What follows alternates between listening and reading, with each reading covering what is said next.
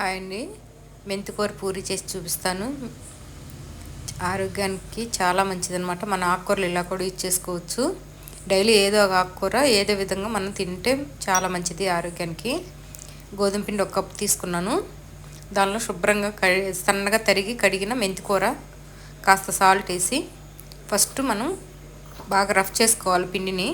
మెంతాకు, ఉప్పు వేసిన తర్వాత బాగా రఫ్ చేసుకొని తర్వాత కొంచెం కొంచెం వాటర్ వేసుకొని మన పూరీ పిండిలాగా కలిపి పక్కన పెట్టేసుకోవాలి. 1 అవర్ పక్కన పెట్టుకుంటే పిండి బాగా నానుతుంది. పిండి బాగా నానితే పూరీలు బాగా పొంగి మెత్తగా వస్తాయి అన్నమాట. దూదిలాగా మెత్తగా వచ్చేస్తాయి పూరీలు. చాలా టేస్టీగా ఉంటాయి. పూరీలోకి పన్నీర్ కుర్మా చేశాను. సూపర్ టేస్ట్ ఉన్నాయి అన్నమాట. మెంతికూర పూరి, పన్నీర్ కుర్మా చాలా బాగున్నాయి. ఇలా పూరీలాగా ఒత్తేసుకొని మనం ఆయిల్ పెట్టేసుకొని ఆయిల్ బాగా హీట్ అవ్వాలి. ఎప్పుడైనా పూరీలు చేసేటప్పుడు ఆయిల్ బాగా హీట్ అయిన తర్వాత మనం పూరీలు ఫ్రై చేసుకోవాలి. ఆయిల్ హీట్ అయితేనే పూరీలు బాగా పొంగుతాయి అన్నమాట. ఇట్లా ఆయిల్లో మనం ఫ్రై చేసేసుకుంటే పూరీ రెడీ అయిపోతుంది.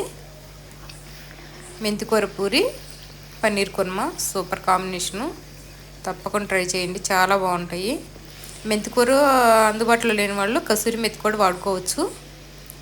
అది కూడా మంచి టేస్ట్ ఉంటుంది. తప్పక ట్రై చేయండి. సూపర్గా వచ్చాయి పూరీలు, కర్రీ మాత్రం చాలా బాగున్నాయి.